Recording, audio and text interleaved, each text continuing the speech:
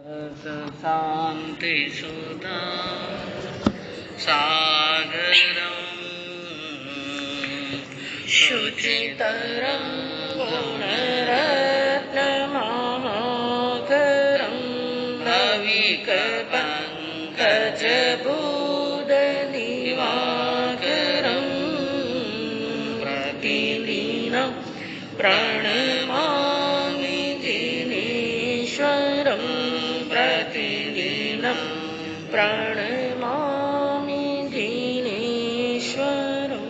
जो आनंद मंगल चावो रे, जो आनंद मंगल चावो रे, मनावो महावीर। प्रभु त्रिसला जी का जाया, जरि कंचन वरनी काया, जर चरणा शीश नमावो रे, जर चरणा शीश नमावो रे, मनावो महावीर। प्रभु अनंत ज्ञान गुणधारी, जरि सूरत मोहन गारी, जरा दर्शन कर सुख पावो रे, जरा दर्शन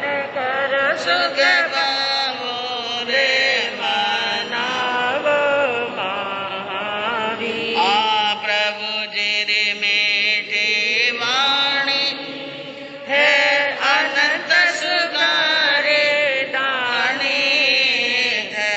दार दार तिर जावो रे, दार दार तिर जावो रे, मनावो महावीर। प्रभु जिरा शेष बड़ा सिर नामी, सदा शिवरो गौतम स्वामी। जो रिद्धि सिद्धि बल पावो रे, जो रिद्धि सिद्धि बल पावो रे, मनावो महावीर। था का सर्व विघ्न टल जावे, मन वांछित सुख प्रगटावे। फिर आवागमन मिटावो रे, फिर आवागमन मिटावो रे, मनावो महावीर। विशाल गुण्यासी भाई, देवास शहर के माही। कहे चौथ मल गुण गावो रे, कहे चौथ मल गुण गावो रे, मनावो महावीर। सर्वज्ञ सर्वदर्शी चरम तीर्थंकर अहिंसा के अवतार विश्व वंदनीय शासनपति श्रमण भगवान वर्तमान महावीर के पावन चरणों में कोटि कोटि वंदन। हृदय की अनंत अनंत आस्था के केंद्र, संयम धन के दाता, संसार सागर से तिरने का सन्मार्ग बताने वाले पूज्य गुरु भगवंत श्रमण सूर्य दिव्य विभूति 1008 श्री मरुधर केसरी मिश्री मल जी महाराज साहब के पावन चरणों में कोटि कोटि वंदन। अहिंसा दिवाकर लोकमान्य संत शेरे राजस्थान वरिष्ठ प्रवर्तक पूज्य गुरुदेव श्री रूपचंद जी महाराज साहब के पावन चरणों में कोटि कोटि वंदन। मरुधरा भूषण संत शिरोमणि पूज्य प्रवर्तक गुरुदेव श्री सुकन मुनि जी महाराज साहब के पावन चरणों में कोटि कोटि वंदन। साधना की प्रतिमूर्ति सद्गुणों की उपासिका सरल मना शांत दांत गंभीरा गुरुवरिया माँ सतीश्री सज्जन कंवर जी महाराज साहब के पावन चरणों में कोटि कोटि वंदन। धर्म प्रेमी बंधुओं, शीलवती माताओं बहनों, आज श्रवण भगवान महावीर स्वामी के निर्वाण कल्याणक दिवस है। कार्तिक वद अमावस्या, और अमावस्या में भी आज क्या है, सोमवार है। सोमवती अमावस्या का अन्य सभी अमावस्यों से ज्यादा महत्व होता है। सोमवती अमावस्या का। सोमवार चंद्रमा का प्रतीक है और अमावस सूर्य की तिथि है। अमावस सूर्य की तिथि है और सोमवार चंद्रमा की प्रतीक है। तो सूर्य और चंद्र का दोनों का एक प्रकार से यूं समझ लो, एक संगम समझिए। तो आज के दिन भगवान का निर्वाण कार्तिक वद अमावस की आधी रात को भगवान का क्या हुआ था? निर्वाण हुआ था दीपावली के दिन, और दीपावली कल मना ली। अब यूं समझ लो, कल रात्रि में दीपावली, कल तो दीपावली मनाई, वो भगवान का दीपावली का जो समय था मनाने का, उस समय अमावस्या घड़ियों में आ गई, इसलिए मनाया। तो आधी रात के समय में भगवान मोक्ष में पधारे। और यहाँ पर आज भगवान महावीर स्वामी के जीवन पर संक्षिप्त के अंदर परिचय दूंगी, प्रकाश डालूंगी आपके सामने। प्रणमत प्राण प्रणाश ही और निश्चित नित्य प्रतीह, आनंद घन आदेश्वरु जे जग आदि करी, सुखद शरण सद भाव से लेकर रस लालित्य, चहत चरित भाषा में रचू वीर साहित्य। सबसे पहले भगवान तीर्थंकर जो आदिनाथ प्रभु, जिन्होंने अवसर्पणी काल के अंदर, इस वर्तमान अवसर्पणी काल में जैन धर्म का बीजारोपण करने वाले कौन थे? भगवान आदिनाथ के, यूं समझ लो आदि पुरुष के आदिनाथ भगवान से, वहां से ये जिनवाणी की भागीरथी उस हिमालय से प्रभावित हुई और भगवान महावीर के शासन तक बराबर क्या हो रही हैं? प्रभावित हो रही हैं। तो पहले भगवान आदेश्वर नाथ का नाम लिया, उनके पावन चरणों में वंदन किया, जिन्होंने जगत के अंदर आदि की थी धर्म की, और सुखद शरण सद्भाव उनकी शरण ली है और गुरु की शरण ली है। और उसके बाद में भगवान महावीर के जीवन पर 4 ढालों में भगवान के जीवन का वर्णन बहुत संक्षिप्त में किया है पूज्य गुरुदेव मरुधर केसरी मिश्रमल जी महाराज साहब ने। तो आप सुनेंगे। मन मोहन गारो हार हियारो, मातारो भक्त सुजन, भल सदगुण वारो, वीर दुलारो, अहिंसारो अंग। कवि ने भगवान महावीर की स्तुति करते हुए पहली लाइन के अंदर फरमाया, मन को मोहने वाले और हृदय के हार से भी जाता प्रिय और मातारो भक्त सुजंग। भगवान ने गर्भ में आते ही सबसे पहले मातृभक्ति का क्या दिया था? परिचय। और वो आपने कल्प सूत्र के यानी पर्युषण पर्व के बीच के अंदर भगवान महावीर का जब जन्म कल्याणक पर प्रवचन बांटा गया था, उसमें बताया कि माँ के प्रति भक्ति कैसी दिखाई कि मैं हलूं चलूं तो माँ को क्या होती है? पीड़ा होती है। इस कारण से अपने शरीर को सूक्ष्म बना करके एक यानी प्रदेश के अंदर स्थिर हो गए, और ऐसे स्थिर होने से माता को बहुत क्या हुआ? कष्ट हुआ। इन कष्ट का निवारण यानी कैसे होता है? जब भगवान को ये पता चलता है अपने अवधि ज्ञान से, क्योंकि तीर्थंकर माँ की गर्भ में आते हैं तो कितने ज्ञान लेके आते हैं? 3 ज्ञान से आते हैं। 3 ज्ञान से उन्होंने यह जान लिया अवधि ज्ञान से कि जो शोक और मातम का वातावरण छाया हुआ है वो मेरे एक जगह स्थिर होने के कारण।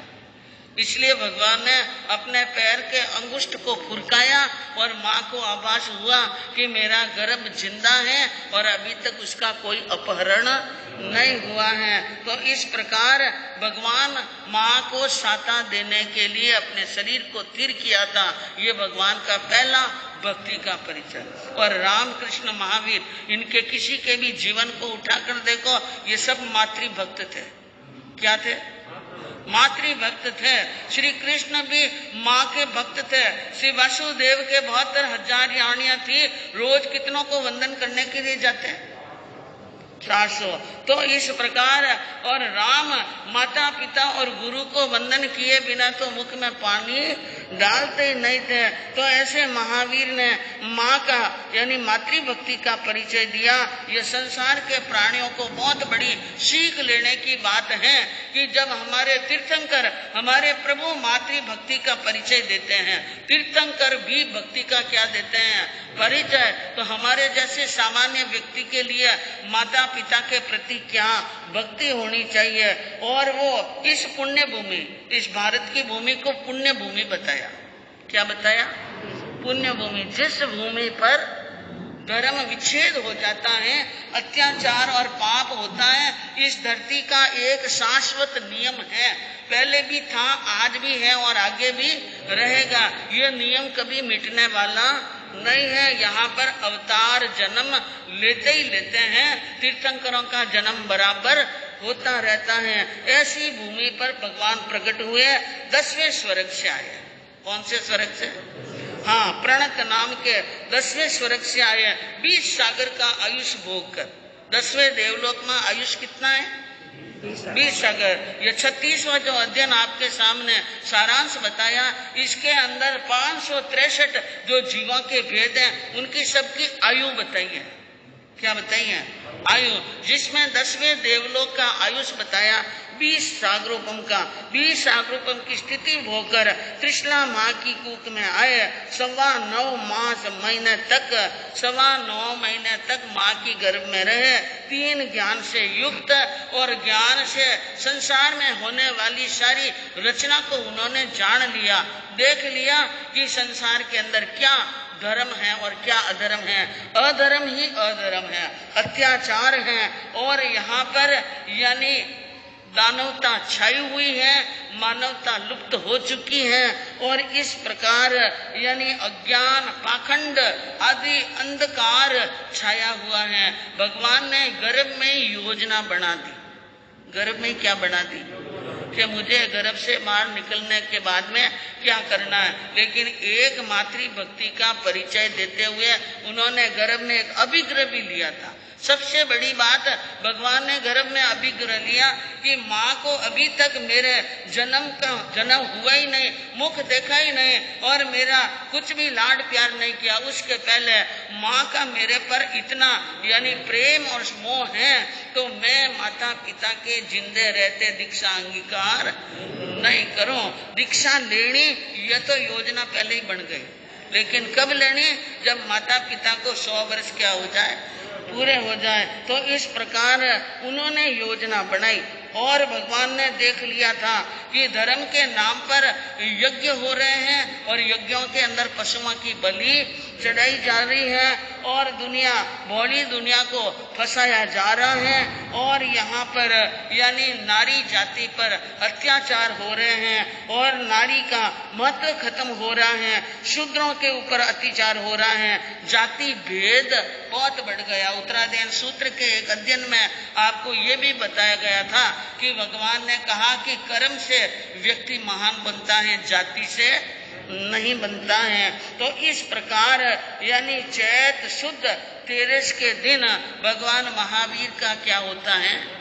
जन्म होता है। बाल लीला समाप्त होने के बाद में युवा अवस्था में आते ही उनका शादी समारोह भी होता है, और शादी होने के बाद में जब 28 वर्ष की भगवान की उम्र होती है और माता पिता स्वर्ग में पधार जाते हैं, उस समय दीक्षा लेने की तैयारी करते हैं। लेकिन उनके बड़े भाई साहब नंदीवर्धन जी, जिनका बहुत ज्यादा मोह था अपने भाई पर, उन्होंने कहा माता पिता का वियोग हुआ है और इसी वक्त तुम दीक्षा लेके जाओगे तो मेरा मन लगने वाला नहीं है। इस कारण से उन्होंने 2 वर्ष की और अवधि घर में व्यतीत की, पूरे 30 वर्ष तक रहे, लेकिन 2 वर्ष बिल्कुल परम वैरागी की तरह कैसे रहे। और भगवान महावीर के निर्वाण पहुंचने के बाद में नंदीवर्धन को इस बात का पता चलता है कि महावीर मोक्ष में पधार गए, तो उन्होंने खाना पीना क्या कर लिया था? छोड़ दिया था। ये भाई दूज आएगी ना अभी, तो भाई दूज के यानी उन्होंने दूसरे दिन एकम के दिन जब उनको मालूम पड़ा भगवान रात्रि के अंदर मोक्ष में पधार गए हैं तो खाना पीना बंद कर लिया था। इसलिए उनको पालना कराने के लिए बहन सुदर्शना उन पर घर पे गई और अपने भाई को क्या कराया था? पालना। ये भाई दूज इसी कारण से बनी है। तो बाल्यावस्था समाप्त होने पर, युवा अवस्था समाप्त होने पर 30 वर्ष की उम्र के अंदर भोग और सुख सामग्री का त्याग कर दिया। ये भगवान महावीर का जो निर्वाण कल्याणक है, ये कौन सा कल्याणक है? 2550वां 2550वां निर्वाण कल्याणक है। भगवान ने इस प्रकार दीक्षा अंगीकार कर 12.5 वर्षों तक और 15 दिन तक क्या की थी? तपस्या, मौन, संभाव और तपस्या। एकदम मौन में रहे, समभाव में रहे और तपस्या में रहे। सबके सब दिन तप के अंदर ज्यादा लगाए। तो ऐसी घोर कठोर तपस्या करने के कारण से भगवान को केवल ज्ञान की क्या होती है? 12.5 वर्षा ऊपर खाड़ी तेरी आंखें, आड़ी शिल अज्ञान की तोड़ी तोड़ी दर कर प्रेम हो मन मोहन गारो हार हियारो मातारो भक्त सुचंग। 12.5 वर्ष के ऊपर 15 दिन निकलने के 15वें दिन के अंदर भगवान जम्बक गांव के अंदर रिजुवाला नदी के तट पर साल वृक्ष के नीचे गोदू आसन में छठम तप का मतलब बेला, बेले की तपस्या में थे और हस्तोत्तरा नाम का नक्षत्र चंद्रमा के साथ में योग कर रहा था। तो मोहनीय कर्म क्षय हुआ और मोहनीय कर्म के साथ में 3 जो घाती कर्म हैं वो एक साथ में, सबसे पहले मोहनीय कर्म क्षय होता है और मोहनीय कर्म के बाद में 4 जो घाती कर्म, 4 अघाती कर्म। तो पहले मोहनीय कर्म क्षय होता है, उसके बाद में 3 घाती कर्म क्षय हुए और घाती कर्म क्षय होते ही केवल ज्ञान और केवल दर्शन की प्राप्ति हुई। और भगवान ने केवल ज्ञान केवल दर्शन से 3 लोक और 3 काल को जान लिया।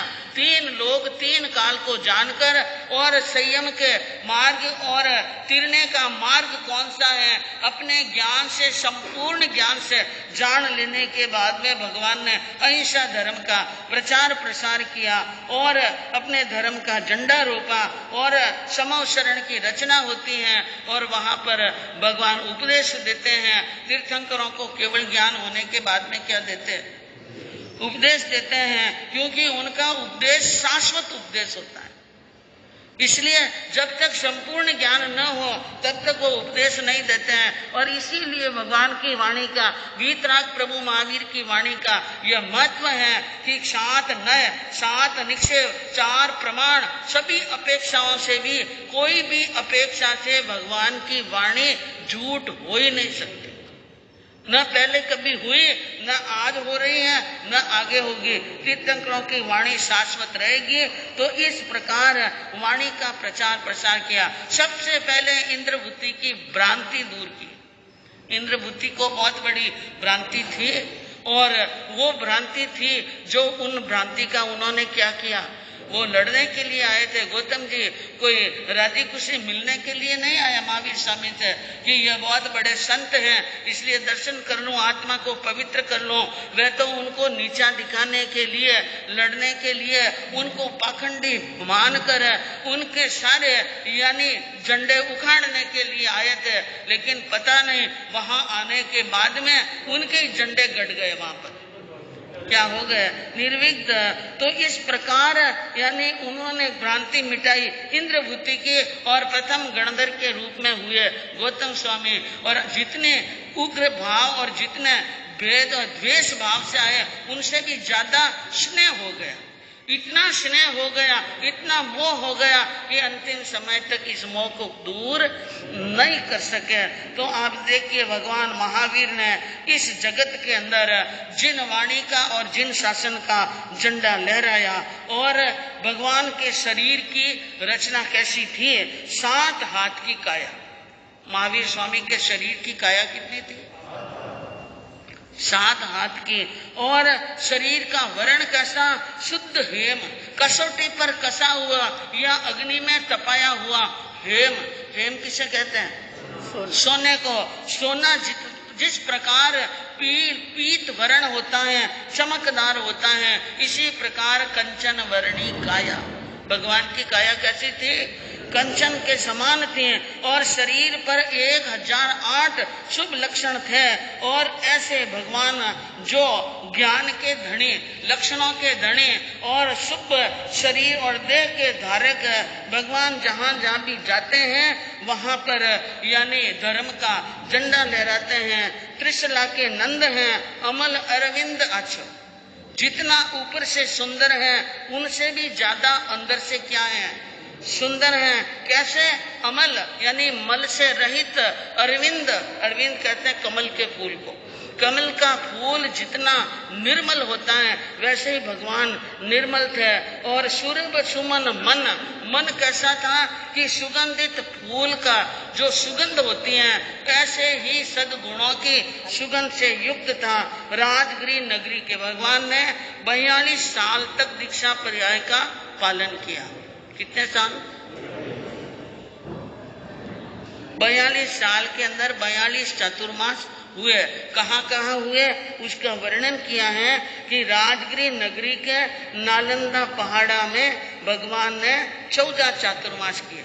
कितने? और 14 को 3 से गुणा करेंगे तो 42। तो यूं समझ लो हर बार कड़पता चातुर्मास कहाँ होता था? 2 साल के बाद में नालंदा, 2 साल के बाद में नालंदा, 2 साल के बाद में नालंदा। तो 14 चातुर्मास नालंदा पहाड़ा में हुए। और उसके बाद में चंपा, पृष्ठ चंपा 5 बेचौमासा नाथ, मिथिला में 6 युग्म विशाला सुहाया था, बद्दिलपुरी में 2 अष्टिग्राम वाणिज्य, सावती अवलंबिका में 1 पाया था, 1 मलेच्छ देश 1 40 चौमास कर पावन प्रभु पावापुरी आया था। भगवान ने इस प्रकार चातुर्मास करके 14 चातुर्मास नालंदा पहाड़ा में, 5 चामोसा पृष्ठ चंपा नगरी में और 5 ही चंपा नगरी में, और भगवान ने मिथिला नगरी में 6 चातुर्मास किए, विशाला नगरी में 2 चातुर्मास किए, बद्दिलपुर नगरी, अस्थि ग्राम, वाणिज्य ग्राम, सावती नगरी, अवलंबिका नगरी, इसके अंदर 1 चातुर्मास हुआ। मलेच्छ देश में 1 चातुर्मास हुआ। इस प्रकार 41 चातुर्मास संपन्न होने, 1 मलेच्छ देश में हुआ। 41 चातुर्मास संपन्न होने पर अंतिम समय में भगवान कहाँ आते हैं? पावापुरी में। और वहाँ भगवान महावीर के पधारने की खबर सुनकर वहाँ का राजा हस्तिपाल भगवान की चरण वंदन करने के लिए आते हैं। भगवान की अद्भुत वाणी सुनते हैं। राजा, प्रजा, रानी सबके सब भगवान की वाणी सुनने के लिए आते हैं। भगवान की ऐसी तिरन तारणी मंगलकारी कल्याणकारी वाणी सुन सबके मन के अंदर एक भावना जगी, इस वर्ष का चातुर्मास भगवान का हमारे यहाँ पर हो जाए तो हमारा सबका कल्याण हो जाएगा। इसलिए राजा हस्तिपाल ने विनती की, हे भगवान इस वर्ष का चातुर्मास क्या करो, आप हमारे यहाँ पर करो और हमें तिरने का मौका दो, क्योंकि आप चातुर्मास करेंगे तो कितने ही प्राणियों का उद्धार हो जाएगा। और साधु को तो चातुर्मास करना ही करना है। और चातुर्मास का समय क्या आ गया है? नजदीक आ गया है। इसलिए उन्होंने विनती की है, और त्यू जगताज साज समकित रहो, हे जिन राज धीराओ। हे प्रभु आप तो 3 जगत के ताज हैं, हमें समकित दो, हमें प्रतिबोध दो और हमारी आत्मा को जगाओ, इस संसार रूपी सागर से हम फिर जाए। राजा रानी ने विनती की और बार बार विनती करने पर भी भगवान मौन रहे। तो राजा हस्तिपाल ने कह दिया कि हे महाराज, हे भगवान आप इस प्रकार वर्षा ऋतु के नजदीक आने पर भी जो हुंकारा देने में कंजूसी कर रहे हो, तो आपकी यह कंजूसी ओपने वाली, हाँ, जिसके पास में अगणित माल पड़ा हो, भंडार भरा हो और वो कृपणता करे, कंजूसी करे, ये अच्छी बात नहीं है। इसलिए हे भगवान कृपा करके हमें चातुर्मास की क्या दे दो, स्वीकृति। और भगवान ने सबकी भावनाओं को ध्यान में रखते हुए, भगवान तो केवल ज्ञानी थे, सबकी भावना देख कर भगवान ने चातुर्मास की क्या दे दी, स्वीकृति दे दी। स्वीकृति देने पर सबकी कलियां मन में खिल गए, चारों संग में बहुत ही खुशियां होने लगी। और एक समय आया कि भगवान चातुर्मास करने के लिए भी पधार गए और सेवा में होड़ा होड़ लगने लगी और आध्यात्मिक ज्ञान का प्रसाद प्रतिदिन बांटा जा रहा है। साधु साध्वी श्रावक श्राविका और सभी प्रकार के यानी भव्य आत्माएं समूह शरण व्याख्यान मंडल में पधारती हैं और भगवान की वाणी सुन करके बहुत आनंद का अनुभव करती हैं। और गौतम स्वामी भगवान के बिल्कुल नजदीक रहते हैं। अंतेवासी शिष्य कौन है? अंतेवासी किसे कहते हैं? जिनका बिल्कुल पास में ही वास हो, जो बिल्कुल नजदीक में रहते हैं, न ज्यादा दूर न ज्यादा नजदीक, भगवान की आंखों से ओझल हो ही नहीं। या यूं समझ लो कि भगवान महावीर यानी गौतम की आंखों से ओझल न हो, इसलिए विशेष कार्य हो तो दूर रहते हैं, जाते हैं गोचरी पानी लेने के लिए, उपदेश देने के लिए, लेकिन बाकी समय में कहाँ रहते हैं? भगवान के पास में। और प्रश्नों की जड़ियां लगाते रहते हैं, हर छोटी छोटी बात के क्या करते हैं? गौतम गिरवो शेष झड़ी प्रसन्नातणी, मारा लाल जड़ी प्रसन्नातणी, लगा रया दिन रात मिलिया ज्ञानी धनी, मारा लाल मिलिया ज्ञानी धनी। भगवान गौतम स्वामी भगवान महावीर स्वामी से बार बार प्रश्न करते हैं, नजदीक बैठे रहते हैं, क्योंकि भगवान जैसे ज्ञानी कोई नहीं और प्रश्न करने वाले महावीर जैसे कोई नहीं। गौतम जैसे प्रश्न करने वाले हो और उत्तर देने वाले कौन हो? महावीर स्वामी। तो सब खजाना लूटना चाहते थे भगवान महावीर से, इसलिए वो बार बार प्रश्न करते थे। ऐसे करते करते बीत्या श्राद्ध त्रय मास, 3.5 महीने क्या हो गए? व्यतीत हो गए। समय तो जाते देर लगती नहीं। 5 महीने का चमासा, ए बाबूजी 5 महीना रो चमासो कदी पूरो वही, कदी पूरो रही। कोई यूं ही माला फेरी वही, ऊंधी माला, और कोई हवी माला भी फेरी रही, और मानने भी लगे 5 महीना रो चमासो, और वो भी कटे। सब का रिपेट रे मायने करनो, सब का रे बीच में करनो, बहुत खतरनाक खेल है।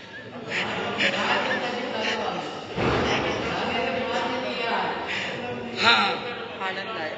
लेकिन एक बात है, हमें तो बहुत आनंद आया, बहुत आनंद आया। यहाँ पर सावकार पेड़ चातुर्मास के अंदर, चातुर्मास तो पहले भी हमारा हुआ है यहाँ 2005 के अंदर, लेकिन अब जो चातुर्मास हुआ है उसमें उस चातुर्मास में बहुत अंतर है और हमें बहुत जनों को पहचानने जानने की एक मौका मिला है। तो श्राद्ध यानी 4.5 महीने व्यतीत हो गए।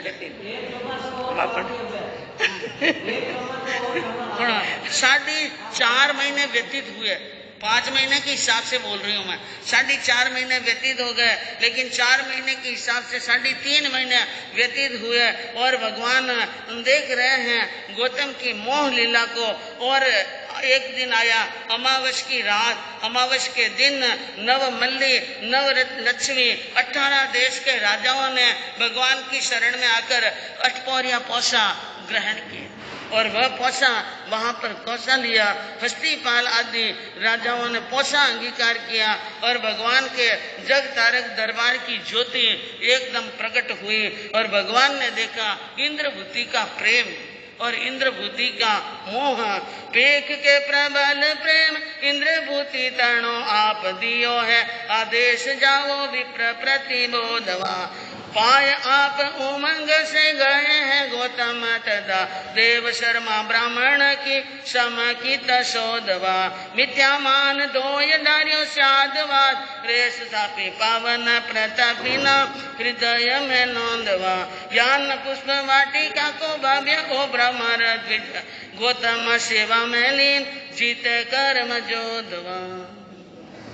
महावीर स्वामी ने अमावस की दिन देख लिया कि गौतम का मोह अति ज्यादा हो रहा है, इसलिए भगवान ने आदेश दिया, गौतम जाओ, देव समा नाम का ब्राह्मण है, उनकी समकित दूषित हो चुकी है, वहां जाकर उनकी समकित को क्या करो, शुद्ध करो, उनको उपदेश दो जिन वाणी का, और उपदेश देकर उनकी धर्म की रेस को वसई करो और उनके मन के अंदर आई मलिनता को दूर करो।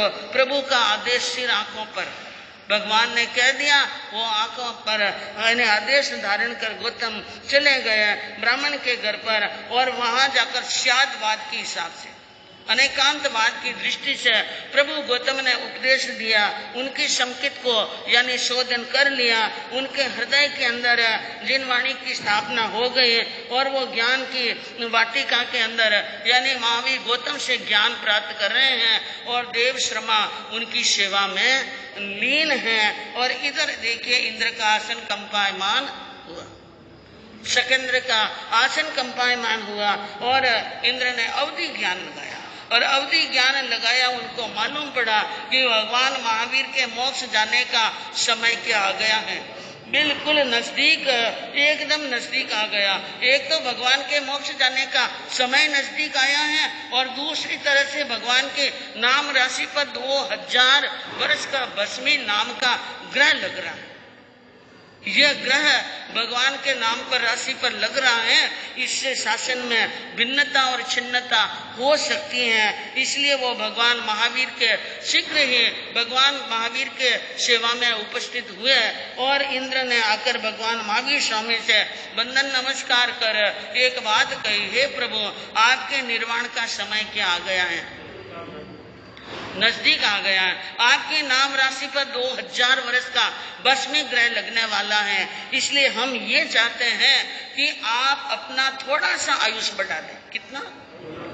थोड़ा सा आयुष बढ़ा दें। आपकी मौजूदगी में अगर ये ग्रह लग जाएगा तो किसी प्रकार की छिन्न भिन्नता नहीं होगी, क्योंकि ये तीर्थंकरों का अतिशय होता है, लेकिन आपके मोक्ष पधारने के बाद में हाथों हाथ ग्रह लगे तो शासन में छिन्न भिन्नता होगी। इस प्रकार की बात गई तो भगवान ने कहा, नो अट्ठे समट्ठे, ऐसा अर्थ समर्थ होने वाला नहीं है। हे इंद्र, आयु अल्प न अधिक कर सकूं मैं कदा, मैं आयु को न अल्प कर सकता हूँ न आयु को ज्यादा कर सकता हूँ, इसलिए मैं जो होनहार है उनको तो तीर्थंकर भी कोई यद भावी न तद भावी, जो नहीं होने की बात है वो कभी होने वाली नहीं है। इस प्रकार की बात गई।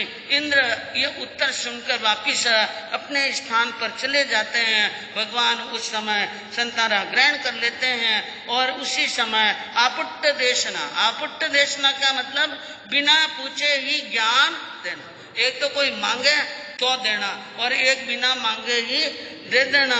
इस प्रकार आपुट्ट देशना दी भगवान ने 110 अध्ययन विपाक सूत्र के कहे और 36 अध्ययन उत्तराध्ययन सूत्र के कहे। 16 पहर तक भगवान ने बराबर क्या दी थी, देशना। 16 पहर तक लोग भगवान की देशना सुनते रहे।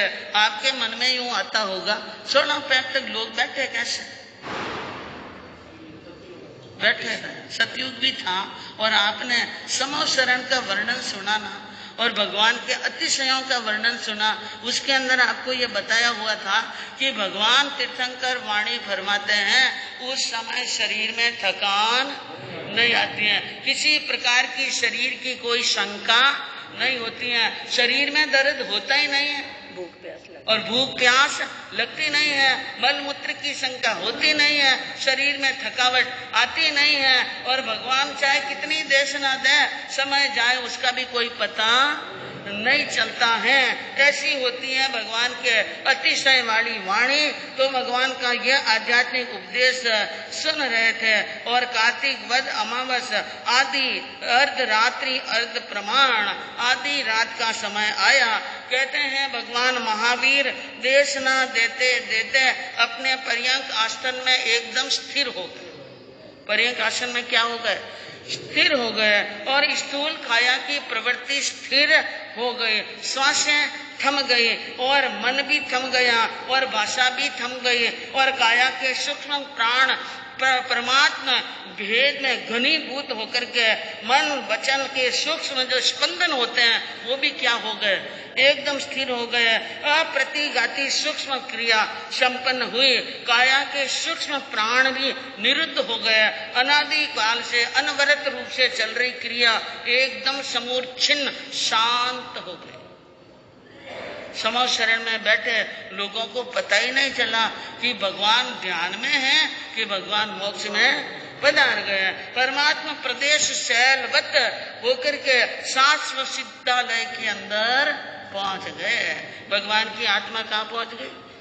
सिद्धालय मोक्ष में, और वहां पर निर्वाण के स्थान निर्वाणी हो गई।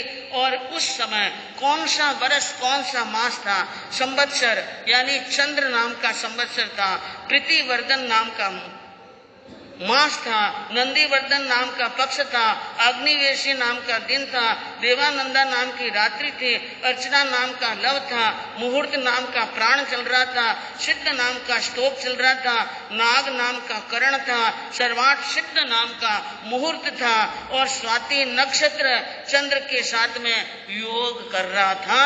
उस समय भगवान का क्या हो गया? निर्माण। 3 वर्ष 8.5 महीने चौथे हारे के क्या रहते हैं? बाकी रहते हैं। उस समय भगवान मोक्ष में पधार गए। भगवान मोक्ष में पधारे तो 3 लोक के अंदर एक अद्भुत क्रिया होती है। मोक्ष में पधारते हैं और महान आत्माएं तो क्या होता है, धरती के ऊपर प्राकृतिक वातावरण में भी बहुत बड़ा परिवर्तन होता है। टूटने लगे हैं तारे धरा धरनाट तुझे, विकल दिशाएं पशु दिगपाल डोल गे, इंद्रासन चन तई प्राचीनाथ शोकाकुल भय हैं, उदास देवी देवगण रोल गे। अरे रे अकस्मात ज्ञान बनो अस्त हो गयो, भेद बिना दिया भव्य जनता को बोल गो, पड़ गो वियोग बारी 684 को, भारत भूमि में ही बीच हो लगो। भगवान के मोक्ष पदार्थ तारे टूटने लगे। आकाश में क्या टूटने लगे? तारे टूटने लगे। तारे और धरती धूजने लगी, और दिशाओं के दिक्पाल डोलने लगे। दीपावली की पूजा करते हैं तो एक विधि विधान भी आता है पूजा के साथ में कि आप अपने वही खाता में या जो बाजोट रखते हैं उस बाजोट पर कुछ खाने बना करके चारों दिशा में दिक्पालों का नाम, और बीच में ब्रह्म स्थान पर ब्रह्म स्थान के ब्रह्म का नाम लिखना। तो वो होते हैं दिक्पाल, जो दिशाओं की रक्षा करने वाले। दिक्पाल भी यानी जो हाथी के रूप में होते हैं, वो देवता के आसन भी डोलने लगे। इंद्र आसन वापिस कंपायमान हुआ। देवता ने ज्ञान लगाया कि भगवान मोक्ष में पधार गए। सभी देवी देवताओं को हुक्म दिया, और हुक्म दिया कि भगवान मोक्ष में पधार गए हैं, इसलिए भगवान महावीर के निर्वाण कल्याण को मनाने के लिए पावापुरी में चलना है। तो सबको वहां पर आदेश मिलते ही अपने विमानों में बैठ करके सबके सब भगवान महावीर के निर्वाण महोत्सव पर वहां पर पधार रहे हैं। और देवता ने मन में ये विचार किया कि भारत की भूमि पर 84,000 वर्ष का केवली 84,000 वर्ष तक केवली नहीं हो सकते हैं। 84,000 वर्ष कौन से? 21,000 5वें आरे के, 21,000 छठे आरे के, उत्सर्पणी काल के पहले आरे के 21,000 और दूसरे आरे के 21,000। तीसरे आरे में तीर्थंकर जन्म लेंगे, तब तक कोई केवल ज्ञानी होने वाला नहीं है। इसलिए भगवान महावीर जो तीर्थंकर थे वो आधी रात में निर्वाण पधारे। बोलिए भगवान महावीर स्वामी भगवान की हम जयकारा लगाएंगे। भगवान महावीर मोक्ष में पधारे और भगवान महावीर ने अपने कार्य सिद्ध कर लिए। हम ऐसी भावना से भगवान महावीर की जय बोलेंगे कि हमारे कार्य भी क्या हो। हाँ, बोलिए श्रवण भगवान महावीर स्वामी की जय हो। तो इंद्र और देवी देवता सभी चित्त में उदासी लिए अमावस की रात्रि के अंदर विमानों में बैठ बैठ कर पावापुरी में आने लगे और कहते हैं कि उन विमानों की चमक आधी रात के बाद में जो विमान आए उन विमानों में जड़े हुए हीरे पन्ने माणक मोती और कोई एक आध दो विमान नहीं आए, सैकड़ों हजारों विमान आए। हजारों विमानों की कतार बंद आकाश में लाइन की लाइन चल रही है, धरती पर उतर रहे हैं और जगह जगह पर विमान। तो अमावस की रात को पूनम को प्रकाश, अमावस की रात में भी प्रकाश कैसा हो गया, पूनम जैसा हो गया। और इस प्रकार देव विमानों के इतने विमान जाते हुए देखे तो गौतम स्वामी ने देखा आज इतना कौन सा बड़ा महोत्सव है कि ये देवता विमान में बैठ बैठ कर जा रहे हैं। इसलिए भगवान महावीर यानी महावीर के विमान महावीर के समोशरण की तरफ जा रहे हैं। तो ऐसा कौन सा उत्सव है महोत्सव है ये सोचने के लिए मन में विचार कर रहे थे, क्या हुआ क्या नहीं हुआ। इस प्रकार अब उनको कुछ समाचार प्राप्त होते हैं कि ये जितने विमान आए हैं देवी देवताओं के वे भगवान मोक्ष पधार गए। भगवान कहाँ पधार गए, मोक्ष पधार गए। इसलिए उन भगवान के निर्वाण कल्याणक को मनाने के लिए यहाँ पर आए हैं। अब ये बात सुने तो गौतम जी पर क्या बीतनी। जिनको हम ज्यादा चाहते हैं, जिनको हम अत्यधिक ज्यादा चाहते हैं और वो व्यक्ति और इस प्रकार चला जाए और वो भी बिना कहे, क्या चला जाए, बिना कहे, जिसके ऊपर आपकी अत्यधिक श्रद्धा है, आपकी अत्यधिक भक्ति है और वो व्यक्ति इस प्रकार चला जाए तो मन के अंदर एक अलग ही प्रकार का क्या होता है, विचार उत्पन्न होता है। गौतम स्वामी ने मन के अंदर विचार किया कि ये भगवान महावीर मोक्ष में पधार गए। बात सच्ची है कि झूठी, और बात तो सच्ची थी और सत्य के तो कोई यानी और कोई प्रमाण देने की जरूरत नहीं। मालूम पड़ गया कि भगवान मोह में यानी मोक्ष में पधार गए हैं। तो भगवान तो गए मोक्ष में और गौतम जी गए मोह में। और मोह क्या हो गया, और मोह ज्यादा हो गया। वो सोचने लगे कहो जी प्रभु जी अब किण वेद मिल सो, किण वेद मिल सो सेवा कद कर सो। तो एक पलक न विचारो दिल सो कहो जी प्रभु जी अब किण वेद मिल सो। लोगों से पता लगाया और मालूम हुआ कि भगवान मोक्ष पधारे। उनसे पहले ही गौतम स्वामी के शरीर पर भी कुछ ऐसे लक्षण प्रकट हुए। डावी आंख गौतम ने फरकी। गौतम की कौन सी आंख फरकी, डावी। और डावी आंख फरूकते गौतम जी ने समझ लिया कोई न कोई बेजरवा यानी काम होने वाला है, कोई कुजरबी काम होने वाला है। और इतने में खबर आ गई कि गुरुवर मोक्ष सिधार गया है, गुरु तो मोक्ष में पधार गए हैं, आवागमन के दुख को टाल गए हैं और छोड़ गए हैं। ऐसा सोचकर अब गौतम स्वामी विलापात करने लगे और अरदास करते हुए रोने लगे। और रोते रोते ही गौतम स्वामी को क्या आ गई, मूर्छा। वो मूर्छित गुरु गौतम गुड़िया, वे मूर्छित गुरु गौतम गुड़िया। तो मोह तड़ा पा सामे जुड़िया रे मोह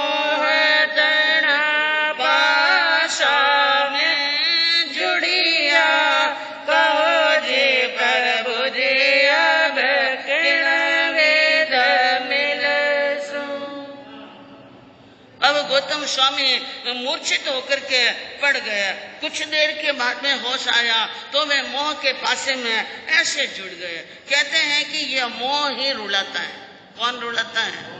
मोह। और जीने वाले व्यक्ति जो पीछे जीते हैं वो मरे हुए को रोते हैं। क्यों? मोह के कारण।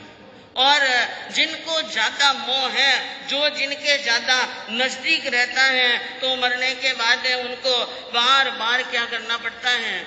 रोना पड़ता है। इसलिए कहा रामायण के अंदर, जीने वाला जाने वाले की सुधिया दोहरावे हो। जीने वाला जाने वाला की सुधिया दोहरावे हो। जो हो जितना निकट उसे उतना ही मोह रुलावे हो। क्या बोला कि जीने वाला जीने वाला जाने वाले की, जो पीछे जी रहा है वो चला गया है, उनकी स्मृतियां, उनकी याद कर करके दोहराता रहता है। बार बार उनको क्या करता है? याद करता है। जो हो जिनके ज्यादा निकट, जो जितना निकट है वो उतना ही मोह उनको रुलाता है। गौतम जी सबसे ज्यादा नजदीक रहते थे, बहुत मोह था, इस कारण से अब गौतम मोह में जुड़ रहे हैं। और जब सावचेत हुए तो भगवान परमात्मा है, केवल ज्ञानी है, सर्वज्ञ, सब भूल गए, सब भूल गए। और उन्होंने महावीर को उपालंब देने क्या कर लिए? शुरू कर लिया। उन्होंने कहा, भगवान मुझे आपके पास में आए इतने वर्ष हुए, मैं जो आपकी रूप, आप छवि और आपके गुण जो मैं देख रहा था, आज मुझे मालूम पड़ा है कि उसमें देखने में और हकीकत में बहुत फर्क है। देखने में और हकीकत में क्या है? बहुत फर्क है। उन्होंने जो बातें मन में सोची, कवि ने लाइनों के अंदर पंक्तिबद्ध करके कही हैं। हे करुणे सकरी करणी अरणी उर आत जिली न जिनी, पुनः पे लगाए तुम छोड़ी चले मोर जाय रही ही जो कली।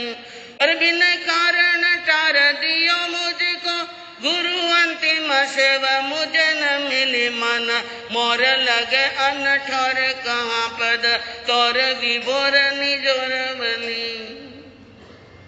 उन्होंने कहा, हे भगवान, मैं आपको करुणा का सागर मानता हूँ कि आप करुणा के क्या हो? सागर। आप में बहुत दया है, आप में बहुत करुणा है और आप करुणावान हो, लेकिन आप में करुणा नहीं है। करुणावान व्यक्ति ऐसा कठोर कदम नहीं उठाता है। करी करड़ी ऐसी जबरदस्त की है आपने, अरड़ी और आंत जिली न जिली, ऐसी कड़ाई और ऐसी कठोरता वापरी है जो मेरी कोमल आंतों के अंदर खटने वाली नहीं है। अब इसको मैं क्या कहूँ? पुण्य पहले गए, या तो मेरी पुण्यवानी नष्ट हो गई और मेरे पाप का क्या आ गया है? पाप का उदय चल रहा है, इसलिए तो मैं छोड़ ही चले, इसलिए आप मुझे छोड़कर चले गए हैं। और मेरे मन की कली, मेरा हृदय बहुत रो रहा है, पछाड़ा खा रहा है। और मुझे यूं समझ में नहीं आया, कोई व्यक्ति अपराध करे, गलती करे, त्रुटि करे, सामने बोले तो उसके साथ में कड़ाई से सजा दी जाती है। मुझे किस बात की सजा दी?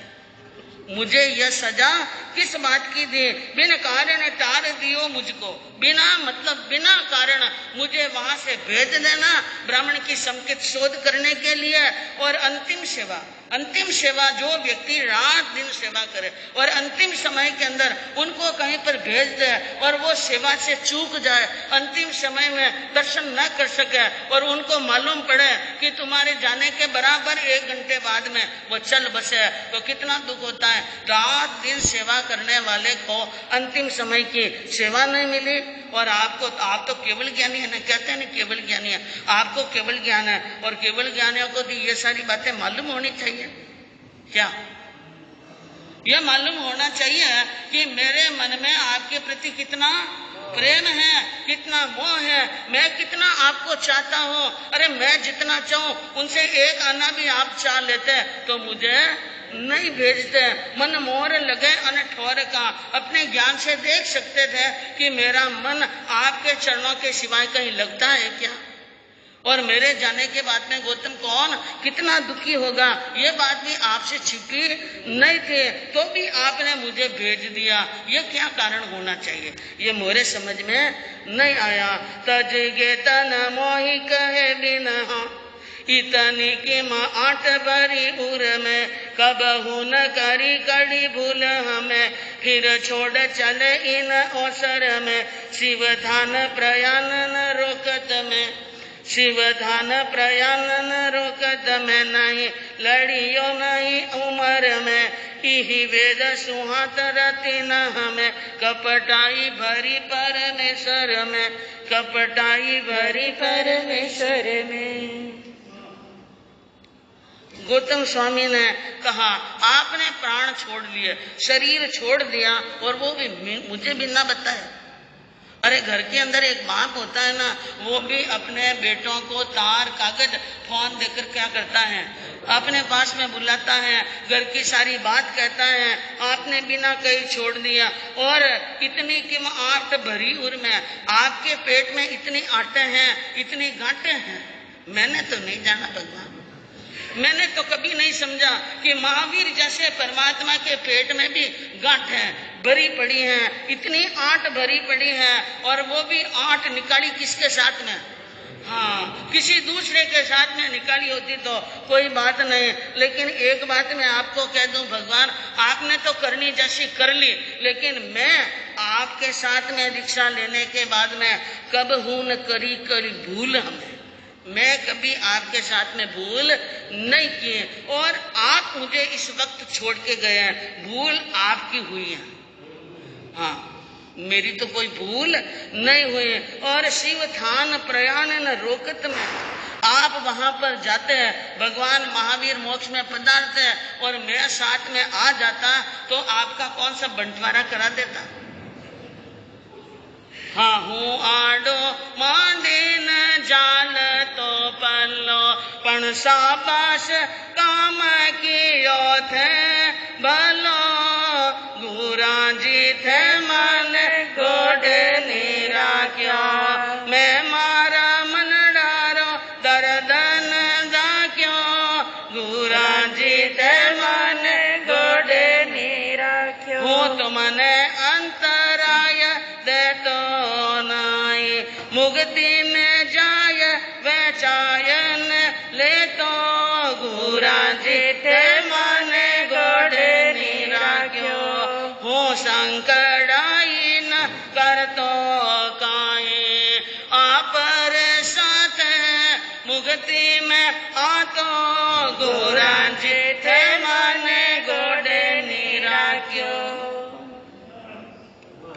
गौतम स्वामी ने कहा हे भगवान मैं आपके साथ में आ जाता। पहली बात तो मैं कोई आपका जाते हुए का पल्ला नहीं पकड़ता, मैं कोई यूं मना नहीं करता कि भगवान मोक्ष में मत जाओ।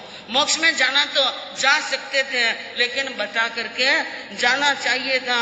मैं अंतराय नहीं देता और मैं कुछ नहीं करता, और साथ में अगर आ जाता तो मुक्ति में जगह बेचाई नहीं लेता।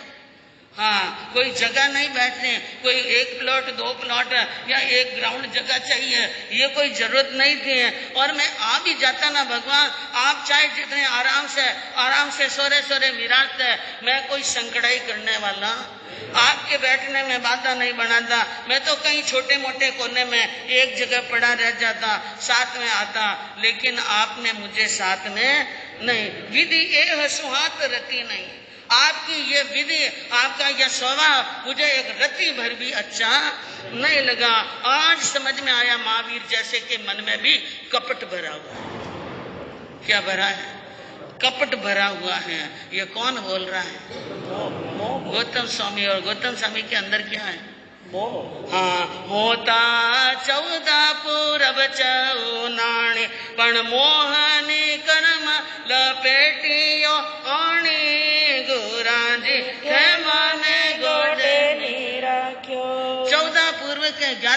चार ज्ञान के धनी, सब कुछ जानते हैं, लेकिन मोह कर्म सिर चढ़ करके बोल रहा है भगवान को। यानी करड़ा भी बता दिया, कपटी भी बता दिया, उनकी कोई भी बात उनको अच्छी नहीं लगी। सब कुछ मन की भड़ास निकालने के बाद में गौतम विचार करने लगे, भगवान तो केवल ज्ञानी है, भगवान वीतरागी हैं, भगवान को न तो किसी से राग है न किसी से द्वेष है, भगवान मेरे से कोई द्वेष नहीं करते हैं, द्वेष के वशीभूत तो नहीं भेजा, क्योंकि वे वीतराग हैं, वे केवल ज्ञानी हैं, उन्होंने भेजा है। और वो तो जिंदे जी रोज कहते थे गौतम मोह कम कर, गौतम मोह कम कर, लेकिन मैंने मोह कम नहीं किया।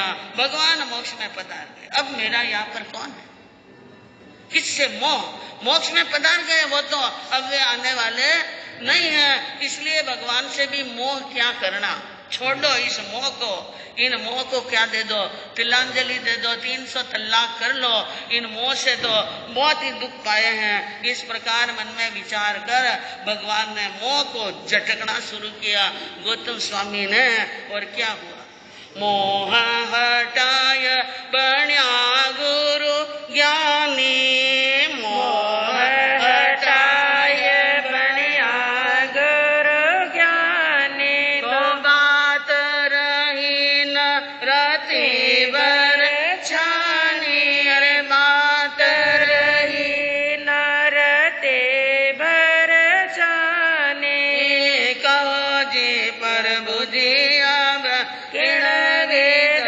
मिल सा। मोह को हटाया और भगवान को जो जो शब्द कहे थे उनके लिए क्षमा याचना की, हाथ जोड़ जोड़ कर और पांव पड़ करके और जमीन पर सिर टेक टेक कर भगवान से बहुत अपराध की क्षमा मांगी, मोह को दूर किया। और केवल ज्ञान तो पास में ही खड़ा था। भगवान महावीर कहते थे गौतम केवल तो पूरे दिन तेरे सिर पर चक्कर ही काट रहा है, बस थोड़ा सा मोह क्या कर, मोह मेरे से हटा दे, केवल ज्ञान तो तैयार बैठा है। और केवल ज्ञान हो गया। भगवान महावीर के मोक्ष में पधारने के बाद में गौतम स्वामी को क्या हुआ, केवल ज्ञान, और केवल ज्ञान से 3 लोक 3 काल को उन्होंने देख लिया और समस्त जीवों को देख लिया। यूं समझ लो उस काली अमावस की रात में भी भगवान को तो मोक्ष की ज्योति प्राप्त हुई और गौतम को केवल ज्ञान की ज्योति प्राप्त हुई। तो अमावस की रात में भी पूनम नहीं, हजारों करोड़ों पूनमों से भी ज्यादा प्रकाश उनकी आत्मा के भीतर हो गया।